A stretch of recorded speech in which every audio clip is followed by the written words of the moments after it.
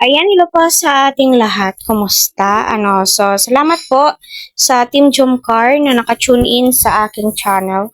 So, ito ay reaction and reviews patungkol nga po sa updated vlog ni Kalinga Prab na tila ba si Jomar ay tuwang-tuwa sa balita, no? Patungkol nga po ito sa tatay ni Carla at saka sa kanyang ina. Ika nga po nila, once na nagkakaintindihan po sila at gusto nga po nilang isa't isa, why not?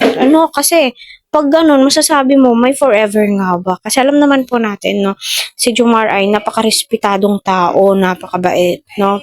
So, marami sigurong mga supporters ang matutuwa at matutupad yung sinabi ng sponsors na nagbibigay po sila ng house and lot or condo, no? So, ayun, no, about naman po sa nanay ni Jomar, wala naman pong problema, 'di ba? Kasi sa live nga po ni Jomar ay sinabi po niya na-touch po sila sa um, Kalingap serye kagaya nga po ng Jomcar, inaabangan po ng kanyang kapatid at ang kanyang ina ito. So it means, suportado po nila si Jomar sa bawat desisyon.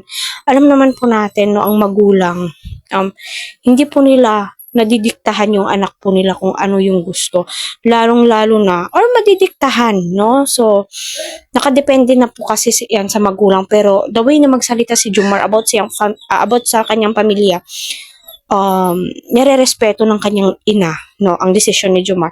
Alam naman po natin lahat na sa tamang edad na po si Jomar, anytime pwede na siya mag-asawa kung pwede, di ba? Kasi nasa 30 years old, no? So malayo po yung agwat nila ni Carla. Pero age doesn't matter once nagkakaintindihan sila, ika nga ng magulang ni Carla. It means supportado po nilang ang bawat isa, no? Nagkakasundo po sila, no? So ito na ba yung Kalingap serye na masasabi mong may forever?